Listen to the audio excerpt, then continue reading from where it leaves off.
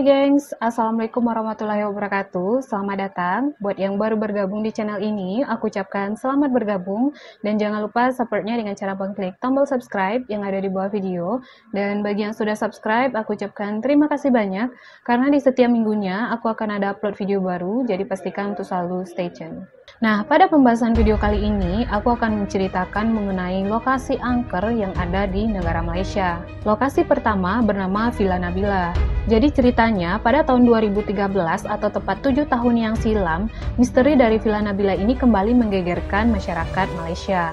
Hal ini dikarenakan ada sekitar 23 orang remaja yang dikabarkan hilang setelah memasuki villa tersebut. Ya, namanya Villa Nabila. Villa ini terkenal dengan cerita angker dan cerita mistisnya. Villa Nabila ini terletak di Johor Bahru, Malaysia dan memiliki luas sekitar 23.000 meter persegi.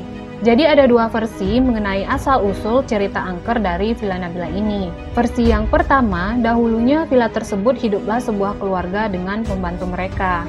Dan keluarga ini memiliki satu anak perempuan yang bernama Nabila. Maka dari itu, villa tersebut dinamakan Villa Nabila. Nabila ini ternyata merupakan pewaris tunggal dari keluarga ini, dikarenakan memang ia merupakan anak satu-satunya tadi kan. Namun selang beberapa waktu kemudian, ayah dan ibu Nabila ini pun meninggal dunia. Mengetahui akan meninggalnya sang majikan, akhirnya niat jahat pun muncul di pikiran pembantunya ini. Sang pembantu merasa cemburu karena Nabila ini mewarisi begitu banyak harta dari keluarganya. Karena sang pembantunya ini tahu ya kalau Nabila ini bakal hidup sebatang kara, dan tak disangka si pembantunya ini pun membunuh Nabila di villa tersebut. Ya, Nabila dibunuh di rumah yang sudah mereka tempati bertahun-tahun itu. Dan konon kabarnya, mayat Nabila ini pun ditanam di dinding rumah tersebut dan hanya dilapisi dengan semen. Setelah melancarkan aksi kejinya ini, sang pembantu pun kabur dengan membawa seluruh harta peninggalan keluarga Nabila itu. Dan versi kedua menceritakan bahwa villa ini dahulunya bernama Christine Palace. Nama Christine diambil dari nama istri seorang pengusaha yang berasal dari Eropa, di mana ia dan istrinya ini akan tinggal di villa tersebut. Namun kabarnya, sebelum memilih tinggal di villa tersebut, sang pengusaha ini telah berjanji kepada keenam saudaranya untuk membagi-bagikan tanah yang merupakan warisan dari keluarga mereka yang ada di negara asalnya. Jadi ceritanya, sang pengusaha ini dan saudara-saudaranya dapat warisan gitu, cuma sang pengusaha ini memiliki hak yang lebih dalam membagi-baginya. Namun, setelah mendapatkan hak waris yang lebih, si pengusaha ini pun mengingkari janjinya, yang otomatis membuat saudara-saudaranya ini pun marah. Akhirnya, untuk menyelesaikan masalah ini, saudara-saudaranya pun mengutus dua orang yang ditunjuk sebagai wakil dengan niat untuk menyelesaikan pembagian masalah tanah ini.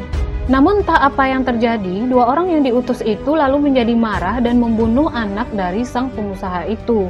Nah, walaupun sang anak telah tewas dibunuh, konon kabarnya sang pengusaha ini masih tetap tidak mau memberikan warisan tanah tersebut. Yang pada akhirnya, ia dan sang istri pun meregang nyawa di tangan dua orang yang diutus tadi. Sejak saat itu, Christine Palace pun ditinggalkan oleh penghuninya hingga lebih kurang 70 tahun sampai saat sekarang ini.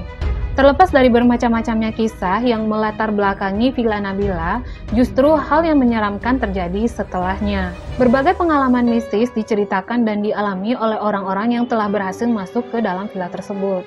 Jadi ada salah seorang pemuda yang mengaku kala itu ia bersama teman-temannya masuk ke dalam villa tersebut dengan tujuan untuk merasakan bagaimana sih di dalam sana. Jadi sang pemuda dan teman-temannya ini bisa dibilang geng yang suka melakukan uji nyali gitulah, atau suka ke tempat-tempat yang dikatakan orang berhantu. Akhirnya tibalah mereka ini di Villa Nabila, dan pada saat itu ada sekitar 8 orang yang akan melakukan uji nyali.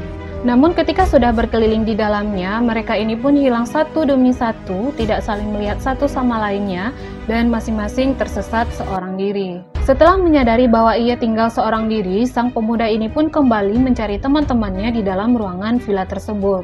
Namun, ia tidak menemukan satupun di antara mereka. Tak lama berselang, masing-masing dari teman-teman si pemuda ini pun keluar satu persatu dengan santainya dari ruangan-ruangan mereka yang sebenarnya ruangan tersebut saling berdekatan satu dengan yang lainnya. Padahal si pemuda ini tadinya mengatakan kalau ia telah memasuki ruangan tersebut namun tidak menemukan satupun dari teman-temannya.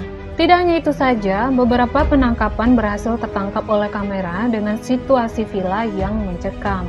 Pada beberapa foto yang diambil dari luar villa tersebut terlihat ada beberapa sosok penampakan yang hadir di jendela-jendelanya. Walaupun hanya samar-samar, namun terlihat sangat jelas ada sosok seseorang yang tengah memandang keluar jendela. Sehingga cerita-cerita itulah yang kian mengukuhkan bahwa Villa Nabila tersebut merupakan salah satu tempat terangker yang dimiliki Malaysia. Next, kita lanjut ke lokasi angker negara Malaysia yang kedua. Lokasi angker yang kedua ini bukanlah di sebuah villa, rumah, ataupun bangunan, melainkan di sebuah jalan raya yang pada dasarnya jalan raya ini merupakan tempat yang ramai lalu lalang kendaraan. Akan tetapi tidak dengan lokasi berikut ini. Ya, lokasi ini bernama Karak Highway, di mana Karak Highway ini merupakan jalan yang menghubungkan Kuala Lumpur dengan Genting Highland. Dan konon, jalan raya ini merupakan salah satu jalan raya paling menyeramkan yang ada di negara Malaysia, geng. Jalannya yang gelap, panjang, berangin, dan juga rawan akan kecelakaan. Karak Highway dibangun pada tahun 1970 dan dibuka untuk umum 7 tahun setelahnya, yaitu pada tahun 1977. Dan jalan raya ini memiliki sepasang terowongan di resort terkenal Genting Highland. Namun pada tanggal 20 Januari 1990 telah terjadi sebuah kecelakaan yang menewaskan 17 orang, yang kala itu bus berpenumpang bertabrakan dengan truk tanker, mobil polisi anti huru-hara, 2 taksi, dan 6 mobil. Dan bisa dibilang kecelakaan ini merupakan kecelakaan beruntun paling tragis yang ada dalam sejarah Malaysia. Sampai akhirnya banyak cerita mistis yang menguak akan jalan raya Karak Highway ini. Yang pertama yaitu penemuan sebuah mobil keluarga yang mogok di tepi jalan. Namun sekilas ini terdengar lazim atau biasa ya, namun begini ceritanya. Jadi, pada saat beberapa tahun yang silam, kebetulan bertepatan dengan perayaan hari besar, seperti tradisi kebanyakan orang Malaysia lainnya, sebuah keluarga muda ini tengah melakukan mudik ke kampung halamannya. Kala itu, mereka ini melewati jalan raya Karak Highway pada malam hari.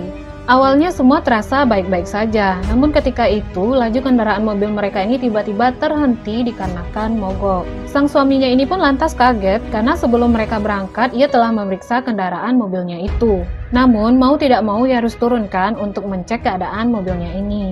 Ia pun kemudian menghentikan mobilnya ini di sebuah pinggiran jalan untuk memeriksa mesin, sementara istri dan anaknya menunggu di dalam mobil. Ia mencoba memperbaiki mobil, namun tidak ada satupun yang berhasil. Sampai akhirnya ia pun menunggu dan berharap ada orang yang berbaik hati menawarkan atau memberikan bantuan kepada mereka ini. Karena memang sedang musim mudik kan, jadi dalam pikirannya orang akan ramai melewati jalan tersebut. Namun, selang 20 menit menunggu, tidak ada satupun yang lewat di area tersebut. Dan satu-satunya pilihan adalah ia menelpon saudaranya untuk meminta bantuan. Namun bantuan yang diharapkan tidak kunjung datang, sang suami ini pun berinisiatif untuk keluar dari mobil mereka mencari bantuan lain. Dan ia pun mengatakan kepada istrinya untuk tetap stay di dalam mobil serta berhati-hati. Menit demi menit, jam demi jam, sang suami yang ditunggu ini pun tidak kunjung balik, sedangkan si istri dan anaknya tadi masih tetap menunggu di dalam mobil. Hingga akhirnya datanglah mobil patroli polisi menghampiri mereka. 2 orang polisi turun dari mobilnya dan menuju mobil yang mogok ini. 2 orang polisi ini memberikan isyarat kepada keluarga itu, yakni si istri dan anaknya tadi, untuk segera keluar dari mobil. Dan pihak kepolisian ini juga meminta mereka untuk tidak melihat ke arah belakang. Sesampai di mobil polisi, sang istri ini pun penasaran dan menoleh ke arah mobil mereka. Namun, alangkah kagetnya ia melihat mobilnya tersebut telah berlumuran darah dan sang suami ditemukan tewas di atas atap mobil tersebut. Sampai di sini aku nggak dapat info lanjut mengenai penyebab dugaan suaminya ini meninggal, namun banyak yang mengira bahwa sang suaminya ini meninggal akibat ulah makhluk halus yang ada di sana. Misteri yang kedua adalah penampakan mobil Volkswagen kuning misterius yang ada di jalan raya Karak Highway.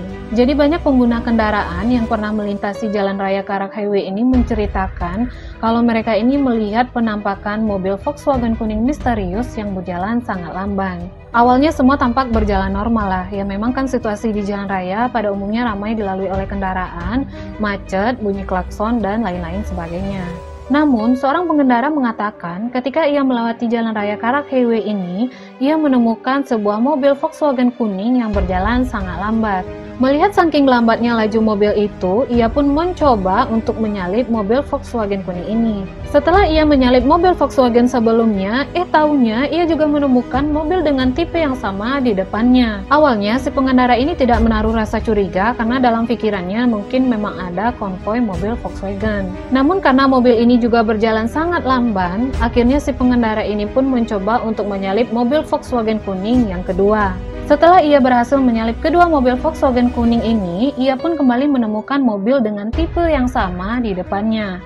Dan kali ini sudah yang ketiga kalinya. Dan tetap sama gengs, mobil yang ketiga ini juga berjalan sangat lamban dan akhirnya si pengendara ini pun kembali menyalip mobil yang ketiga ini. Namun anehnya, setiap ia mencoba untuk menyalip, ia akan menemukan mobil dengan tipe yang sama lagi dan lagi. Si pengendara ini pun lantas merasa curiga dan ia mulai mencoba memperhatikan pengendara mobil Volkswagen kuning tersebut. Namun alangkah kagetnya ia ketika ia mencoba memperhatikan pengendara mobil Volkswagen kuning ini, ia tidak menemukan wujud apapun alias mobil ini berjalan dengan sendirinya. Karena saking banyaknya pengendara yang menemukan mobil Volkswagen kuning tanpa sopir, mereka pun akhirnya berpesan untuk tidak mencoba menyalip mobil tersebut ketika berada di Jalan Raya Karak Highway. Karena mobil tersebut dikabarkan akan selalu muncul di hadapan kita dan hal tersebut membuat konsentrasi pengendara menjadi buyar dan mengakibatkan kecelakaan.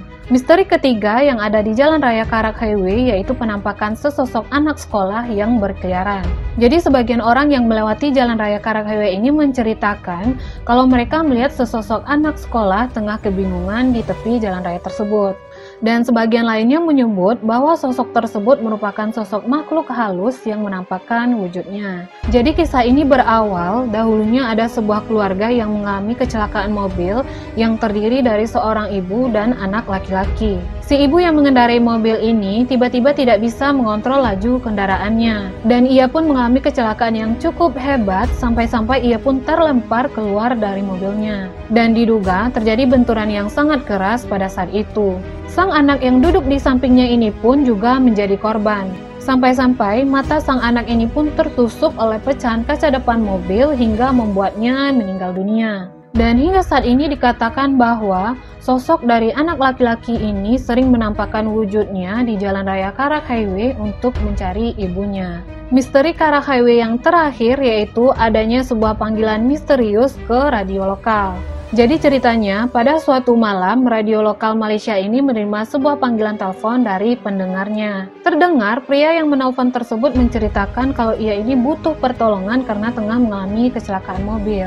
Ia mengatakan kala itu ia sedang mengemudikan mobilnya dan tiba-tiba ia mengalami kecelakaan yang mengerikan. Kecelakaan itu membuat mobilnya ini jatuh ke sebuah jurang yang ada di tepi jalan raya. Dan di dalam mobilnya itu ada ibu, ayah, istri, dan anak-anaknya. Si penelpon ini terdengar merintih kesakitan dan juga sedih, dikarenakan ia melihat bagaimana ibu, ayah, istri, dan anak-anaknya meninggal dunia. Dan yang paling anehnya, ia mengatakan kalau ia menyaksikan dirinya sendiri meregang nyawa. Tak lama berselang setelah ia mengatakan hal tersebut, sambungan telepon ini pun terputus. Otomatis, penyiar radio ini pun mencoba untuk menelpon balik, namun tak berhasil. Namun banyak warga yang tidak percaya akan cerita pria tersebut.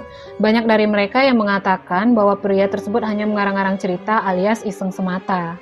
Ternyata keesokan harinya sebuah koran di sana melaporkan bahwa memang terjadi sebuah kecelakaan pada malam hari dengan lokasi yang sama dengan yang diceritakan oleh pria penelpon semalam, yaitu sebuah mobil yang jatuh ke jurang di dekat Jalan Raya Karak Highway yang melibatkan sepasang suami istri, orang tua dan anak-anaknya, dan mereka ini tewas dalam kecelakaan tersebut. Intinya, detail kecelakaan tersebut sangat cocok dengan yang diceritakan oleh si pria misterius semalam. Mengetahui akan kebenaran cerita tersebut, si penyiar radio ini pun kembali bergegas ke kantornya dan mencari rekaman video tersebut. Tapi alhasil, yang tersisa dari rekaman tersebut hanyalah keheningan yang menakutkan, gengs. So, itu tadi pembahasan mengenai dua lokasi angker yang berada di Malaysia. Mungkin next aku akan bahas tempat-tempat lainnya. Menurut teman-teman, dari kedua tempat ini, tempat manakah yang pernah teman-teman kunjungi dan apakah memang terasa sangat menakutkan? Boleh komen di bawah. So, if you enjoy this video, don't forget like, comment, and subscribe, and share to your account media sosial. Thank you for watching. Assalamualaikum warahmatullahi wabarakatuh. See you.